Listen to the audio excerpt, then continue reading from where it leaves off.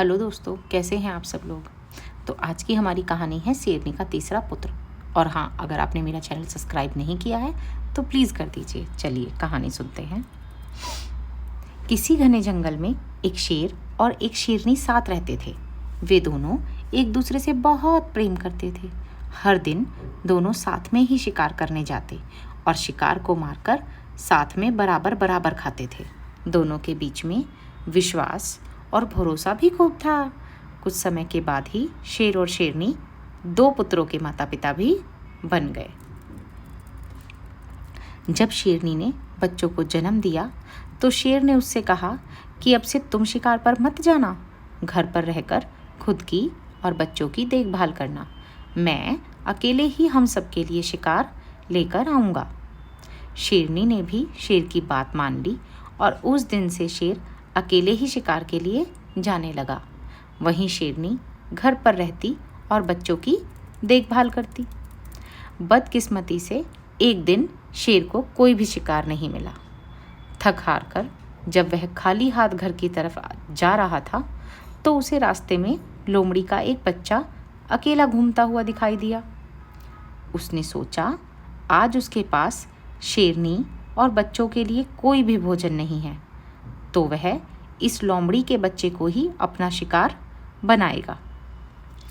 शेर ने लोमड़ी का बच्चा पकड़ा, लेकिन वह बहुत छोटा था, जिस वजह से वह उसे मार न सका और वह उसे जिंदा ही पकड़कर घर लेकर चला आया। शेरनी के पास पहुंचकर उसने बताया कि आज उसे एक भी शिकार नहीं मिला। रास्ते में उसे यह लोमड़ी का बच्चा दिखाई दिया तो वह उसे ही मारकर खा जाए, ऐसा सोचने लगा। शेर की बातें सुनकर शेरनी ने कहा, जब तुम इसे बच्चे को मार नहीं पाए तो मैं इसे कैसे मार सकती हूँ। मैं इसे नहीं खा सकती हूँ। इससे भी मैं अपने दोनों बच्चों की तरह पाल पोस कर बड़ा करूँगी और अब यह हमारा ही तीसरा पुत्र होगा। उसी दिन से शेरनी और शेर लोमड़ी के बच्चे को भी अपने पुत्रों की तरह प्यार करने लगे।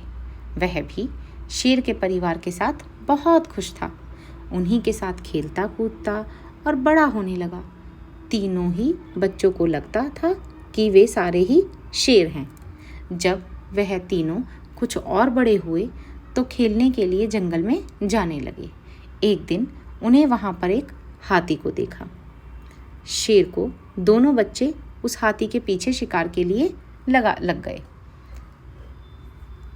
वहीं लोमड़ी का बच्चा डर के मारे उन्हें ऐसा करने से मना कर रहा था, लेकिन शेर के दोनों बच्चों ने लोमड़ी के बच्चे की बात नहीं मानी और हाथी के पीछे लगे रहे। और लोमड़ी का बच्चा वापस घर पर शेरनी माँ के पास आ गया।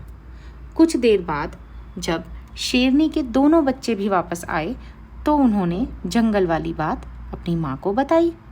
उन्होंने बताया कि वह हाथी के पीछे गए, लेकिन उनका तीसरा भाई डरकर घर वापस भाग आया। इसे सुनकर लोमड़ी का बच्चा गुस्सा हो गया। उसने गुस्से से कहा कि तुम दोनों जो खुद को बहादुर बता रहे हो, मैं तुम दोनों को पटककर ज़मीन पर गिरा सकता हूँ। लोमड़ी के बच्चे की सुनकर शेरनी ने उसे समझाया कि उसे अपने भाइयों से इस तरह की बात नहीं करनी चाहिए।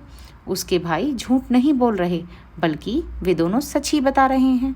शेरनी की बात भी लोमड़ी के बच्चे को अच्छी नहीं लगी। गुस्से में उसने कहा, तो क्या आपको भी लगता है कि मैं डरपोक हूँ और मैं हाथी को देखकर डर गया। लोमड़ी के बच्चे की इस बात को सुनकर शेरनी उसे अकेले में ले गई और उसे उसके लोमड़ी होने का सच बताया। हमने तुम्हें भी अपने दोनों बच्चों की तरह ही बड़ा किया है, उन्हीं के साथ तुम्हारी परवरिश की है, लेकिन तुम लोमड़ी वंश के हो और अपने वंश के कारण ही तुम हाथी जैसे बड़े जानवर को देखकर डर गए और घर वापस भाग गए। वहीं तुम्हारे दोनों भाई शेर वंश के हैं, जिस वजह से वह हाथी का शिकार करने के लिए उसके पीछे भागे। शेरनी ने आगे कहा कि अभी तक तुम्हारे दोनों भाई को तुम्हारे लोमड़ी होने का पता नहीं है। जिस दिन उन्हें यह पता चलेगा वह तुम्हारा भी शिकार कर सकते हैं, इसीलिए अच्छा होगा कि तुम यहाँ से जल्द ही भाग जाओ और अपनी जान बचा लो। शेरनी से अपने बारे में सच सुनकर लोमड़ी का बच्चा डर गया और मौका मिलते ही वहाँ से भाग गया। शेरनी और शेर के तीसरे पुत्र की कहानी से हमें यह सीख मिलती है कि कायर और डरपोक वंशज के लोग अगर बहादुर लोगों के बीच भी रहें तो भी वह बहादुर नहीं बन सकते। तो धन्यवाद। आपको मेरी कहानी कैसी लगी?